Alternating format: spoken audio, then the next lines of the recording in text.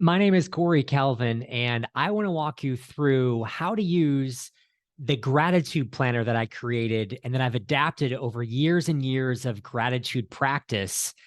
And I want to make sure that I can walk you through each part so you can understand the best way to use this framework. I call it a framework because it's a way to help you flow from having a goal to detailing out the goal and to living each day to hold you accountable to achieve that goal, as well as practicing gratitude along the way.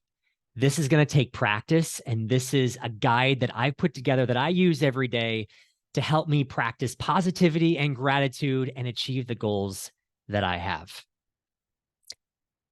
I want to take you through each section of the framework to help you understand how to use it and best utilize your brand new gratitude planner. The annual goals page is the first page you'll come to. This page allows you to take time to really set what are your top things that you're working on? What are your dreams? What are your goals that you have? They can come in all life areas. This page allows you to break out those life areas in your career, maybe financial goals, maybe health goals, relationship goals, and write out a statement of something that you want to achieve. The quarter here listed is what part of the year do you want to work at it? Sometimes you might want to wait until the end of the year to work on something. Maybe you want to work on something right away. This is your opportunity to prioritize what part of the year that you want to work. After the annual goal section, you'll come across 10 goal detail pages. Each of these goal detail pages refer back to one of the 10 goals or just one, whatever you decide to do. You can do one, you can do five, you can do 10, but there's a goal detail page for every goal that you've created. This is your chance to get into the details. Sometimes we set goals and we say, I want to build confidence, but we don't have a plan to build confidence. This page is your way of making it SMART. If you haven't heard the SMART acronym, it stands for specific, measurable, actionable, relative, and also time bound.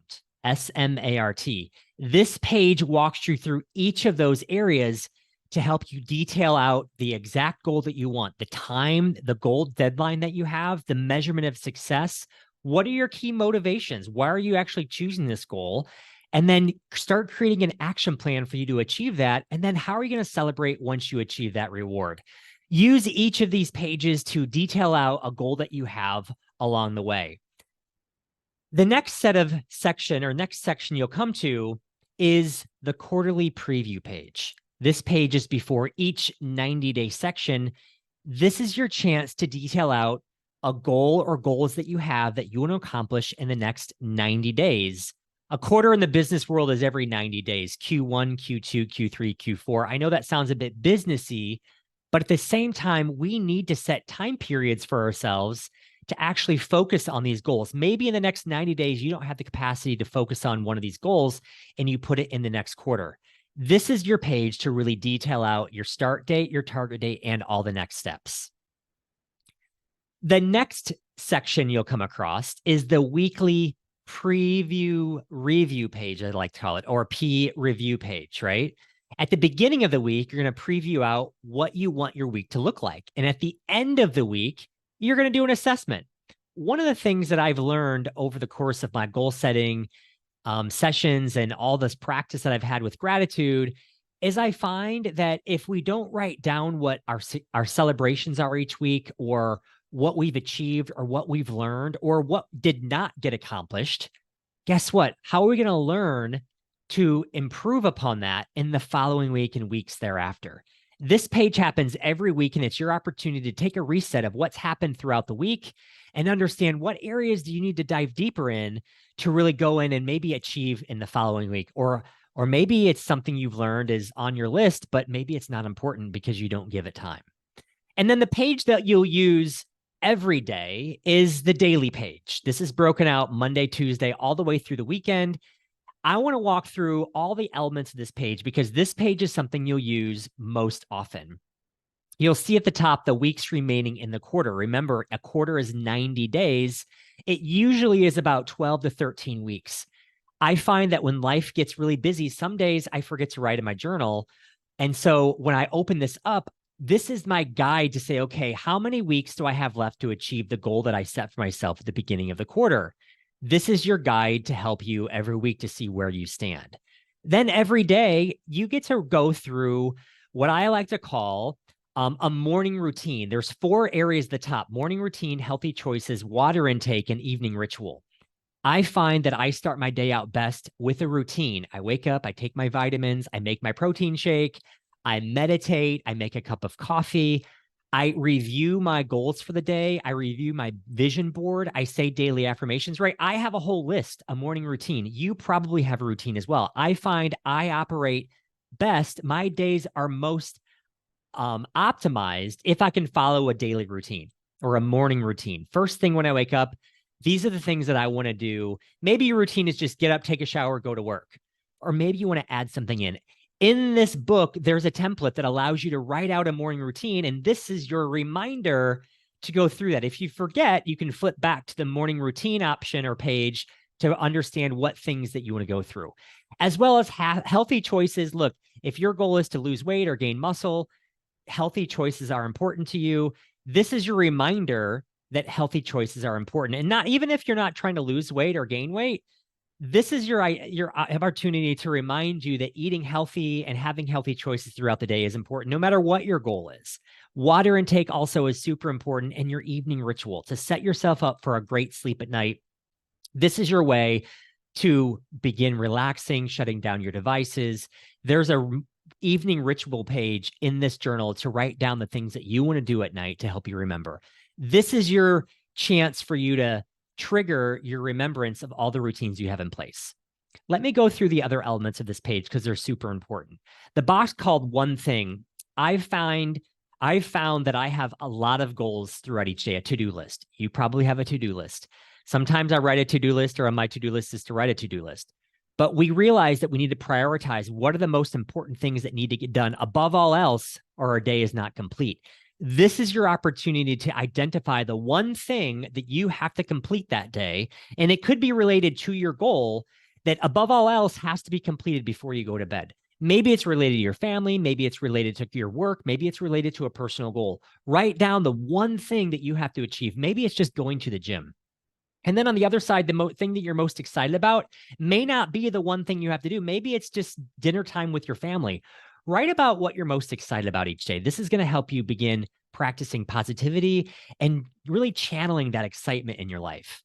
Then your gratitude portion of your journal. Today, I am grateful for. Write down everything you're grateful for. And one challenge I like to say in each week is to not repeat anything I already repeated. So if you wrote down you're grateful for the sun or great sleep, you can't write that down the following day. Try to be creative here and remember that we can be grateful for small things in our life, like having a roof over our head or having water to drink or food to eat, or just blessed for a comfortable bed to sleep in. These don't have to be huge things like your job or a great boss or going to the beach. These can be small little things. The section feelings, thoughts, and emotions, this is your opportunity to use as a journal or however you would like. I find that I want to write down some feelings that I've had, some thoughts, emotions as my day goes on. This is your opportunity. And then the last 2 boxes at the bottom, the highlight of the day, these are things I do at the end of the day or first thing in the morning the next day, as I write down what was the best thing that happened to me? What was my highlight? And then I go through the key lessons and improvements that I'd like to make. Look, nothing's ever perfect. I like to make sure that I remember what maybe I didn't do well, or maybe I want to do well or better in the future. This is your opportunity, your chance to write down what things that you learned that day and also what you want to do better. Then after your week ends, you're going to come back to the weekly review section. This is your chance to summarize what happened throughout the week. You can look back through all your daily pages and summarize what were the highlights of the day. What were your biggest lessons? Use this opportunity to begin iterating positivity and make sure that you can get the biggest outcomes for the week ahead and the biggest learnings to improve your life, and also remember to work on your goal. And then look, at the end of the 13 weeks or the 90 days, you're to come back to a quarterly review. The quarterly review is your opportunity to say, hey, did I achieve what I set out over the last 90 days? What did I learn?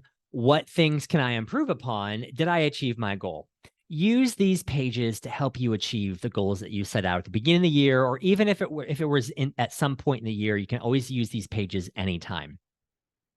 Some other pages that I have included in this book are quotes pages to really give you positivity and daily affirmations if you need those.